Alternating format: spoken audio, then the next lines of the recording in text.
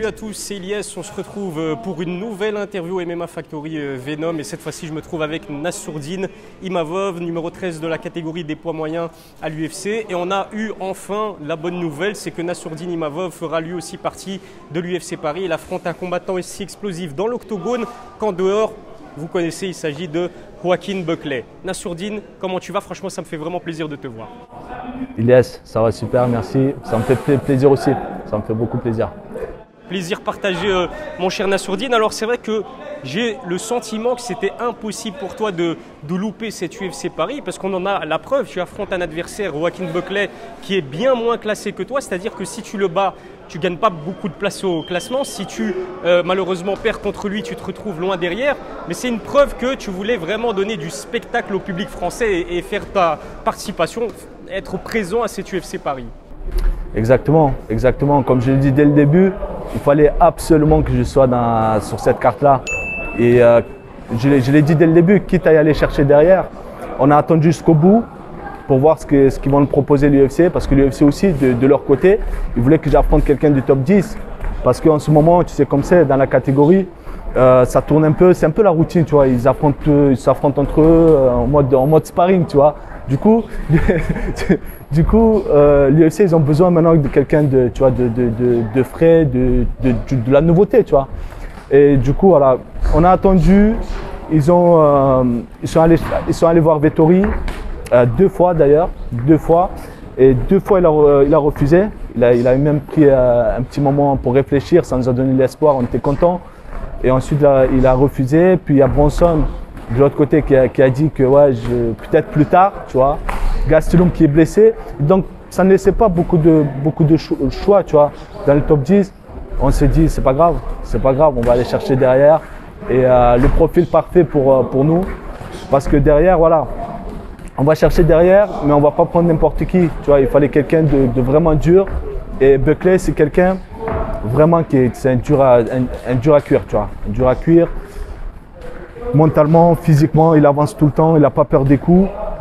Et même, je pense vraiment qu'il peut même battre quelques top 10 de la catégorie, tu vois.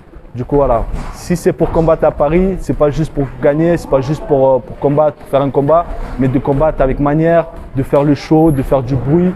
Et c'est ce qu'on cherchait. Lui, c'était l'adversaire parfait. C'est pour ça qu'on t'aime. Et d'ailleurs, pour la petite anecdote, c'est vrai que j'ai souvent vu sur les réseaux sociaux, avant l'officialisation de ton combat, qu'il y a des gens qui disaient « je ne prendrai pas ma place tant qu'il n'y a pas Nassourdine qui fait partie de cette UFC Paris ». Donc encore une fois, ça force le respect. Ta décision d'affronter absolument un adversaire, n'importe quel adversaire plutôt, pour que tu fasses tes débuts à l'UFC Paris. Alors, on va se concentrer sur ton adversaire le 3 septembre, donc Joaquin Buckley. Comme je le disais, c'est un adversaire vraiment très explosif. On peut même dire que c'est une grande gueule, hein, n'ayons pas peur des mots, c'est quand même une grande gueule. J'ai une vidéo qui me vient en tête quand je pense à Joaquin Buckley, au-delà de son KO spectaculaire il y a quelques années. C'est le jour où il croise Darren Till dans les backstage d'un événement UFC. Darren Till se trouve avec Khamzat Chimaev. Pourtant, Buckley n'a pas peur d'aller chez le Britannique, lui demander absolument de l'affronter. Est-ce que Joaquin Buckley, c'est peut-être l'adversaire que tu as le plus envie de battre depuis le début de ta carrière? Est-ce que c'est pas peut-être un petit peu personnel avec lui aussi? C'est ça, c'est exactement ça. On s'est déjà croisé quelques fois dans les couloirs de l'UFC. Quand je combattais à Vegas, il combattait dans la même soirée. Et on s'est retrouvés dans, tu sais, il y a une attente avant la pesée. On était dans la même salle d'attente. Du coup, on n'entendait que lui. Oh là là, il parlait, mais tellement, c'est trop. Tu sais, on est tous fatigués et tout, il y a la pesée, on n'entendait que lui. En plus, il parle fort, il nous a débouché les oreilles. Et à ce moment-là, déjà, c'était, tu vois, on s'est croisés, on se regardait, c'était très tendu entre nous. C'était un peu tendu entre nous et depuis ce jour-là, je voulais l'affronter, tu vois. Je voulais l'affronter et là, c'était une bonne occasion de l'apprendre le respect. Parce que même son dernier combat, il parle énormément, il manque de respect. Et même là, on a à peine à 2 mois du combat. Et déjà, il commence avec je vais te botter, tu vois. Et c'est des insultes. Peut-être chez eux, c'est rien, tu vois. Aux États-Unis, en Amérique, ils se disent ça entre potes, rigolade et tout. Mais chez nous, ça ne se dit pas. c'est grave, tu vois. Et faut lui apprendre le respect, tu vois. Faut lui apprendre le respect. Je lui fais comprendre dès le début que je ne jouais pas à ces jeux-là. Je suis quelqu'un de respectueux. Le trash talking, c'est bien. Tu peux faire du trash talking, mais dans le respect, tu vois, avec le respect, quoi, sans manquer de respect, sans les insultes, etc. Et lui, s'il commence comme ça, déjà à 2 mois du combat, je pense plus ça va s'approcher, plus il va, tu vois, il va dépasser les. Qu'il fasse attention, qu'il fasse attention, parce que je suis quelqu'un de gentil, je suis quelqu'un de souriant, mais j'ai aussi un côté très violent, très méchant, que je libère dans la cage d'ailleurs. Et voilà, il faut qu'il fasse très attention, tu vois. Ah, franchement, là, j'ai hâte de voir ce combat. Tu nous as vendu ce combat vraiment parfaitement. Alors, Nassourdine, ça va faire quand même quasiment 10 mois que tu n'as plus combattu à l'UFC. Précédemment, tu devais affronter Kelvin Gastelum au mois d'avril. C'était lors en plus d'un UFC 273 spectaculaire. On avait Gilbert Burns, Khamzat Chimaev, le rematch entre Aljamain Sterling et Peter Yan, un main event entre Volkanovski et Korean Zombie. Comment tu as réagi à l'annulation de ce combat pour des soucis de visa, si j'ai bien compris ça a dû te décevoir? Ouais, beaucoup de déceptions. Ah, j'étais au bout de ma vie. Après, la déception chez moi, ça reste pas longtemps, tu vois. J'essaye de, tu vois. Bon, au début, j'étais déçu. Après, je suis passé à autre chose. Ça a duré un jour. Mais voilà, c'est la vie, c'est comme ça. C'est des choses qui arrivent et il faut être préparé. Il ne faut pas que ça te mette du poids dessus. En plus de ça, tout de suite après, on nous a dit que le combat allait être reporté pour mai. Gastelum ne l'a pas voulu. Il voulait absolument combattre. C'était dans 2 semaines. Il voulait absolument combattre. Et en fin de compte, c'est lui qui s'est blessé 3 jours après. Il y a eu une blessure au genou.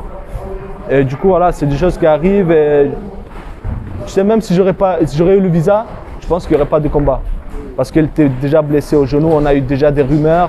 Tu vois, qu'il était blessé. Pendant la préparation, on m'a dit qu'il était blessé au genou, tu vois. Et donc voilà. C'était le destin. C'est le destin. Exactement. Que tu gagnes ou que tu perds, Nassourdine, tu donnes énormément de spectacles aux fans de MMA. Seulement 4 de tes 11 combats se sont finis sur décision. Mais même quand ça se finit sur décision, tu donnes absolument tout. On ne peut pas dire la même chose d'un certain Israël Adesanya qui est le champion de ta catégorie, c'est-à-dire des poids moyens. Est-ce que tu as regardé son dernier combat contre Jared Cannonier et qu'est-ce que tu as pensé de sa prestation? Je regardais, mais pas en entier. Tu t'es endormi au milieu? J'allais m'endormir. Non, en vrai, je regardais, je me suis arrêté au 3e round.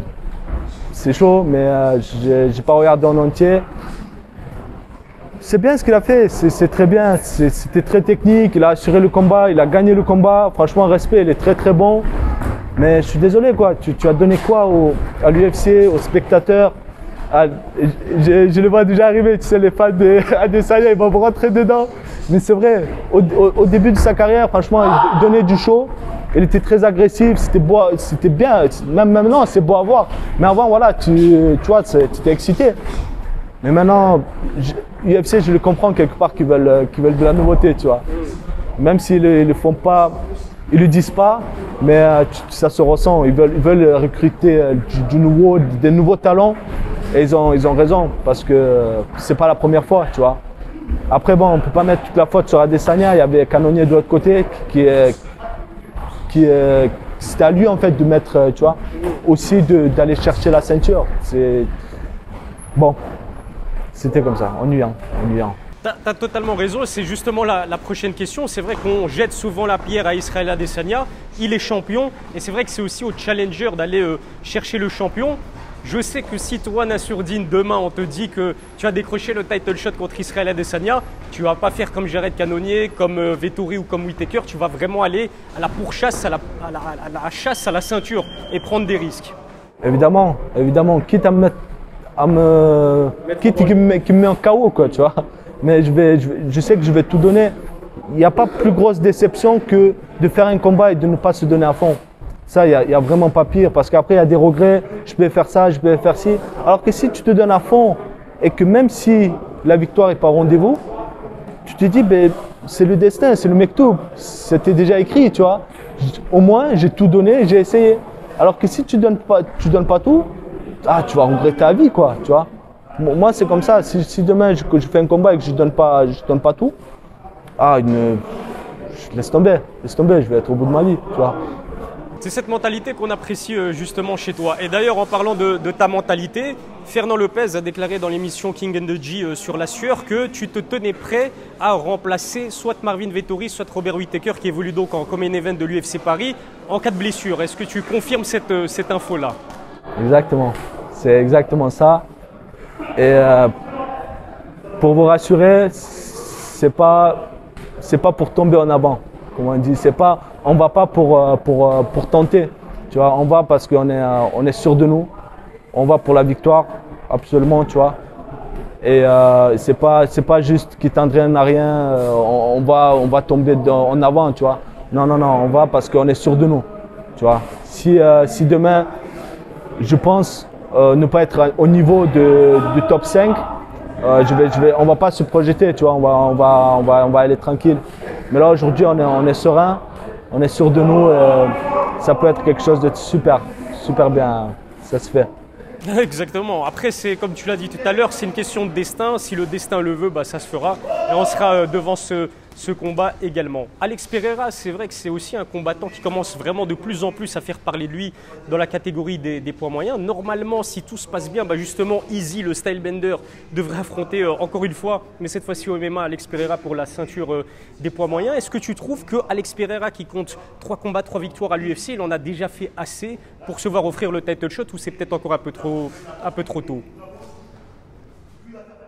Je pense que c'est un peu... Ça dépend. Si ça serait dans une autre catégorie, je pense à plus léger, par exemple, où il y a énormément de concurrence, j'aurais dit un peu trop tôt, tu vois.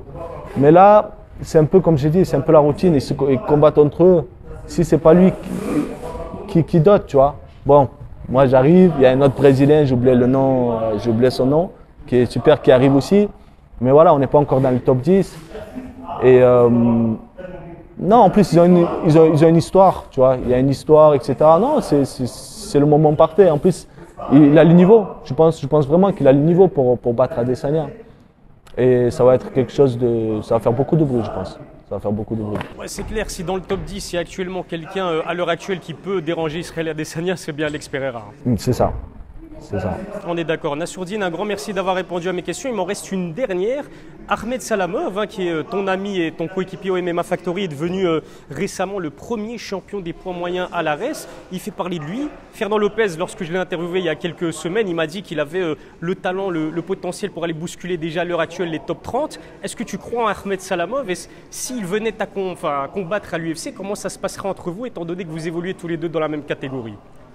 Ouais, comme tu as dit, Ahmed Salamov, top 30.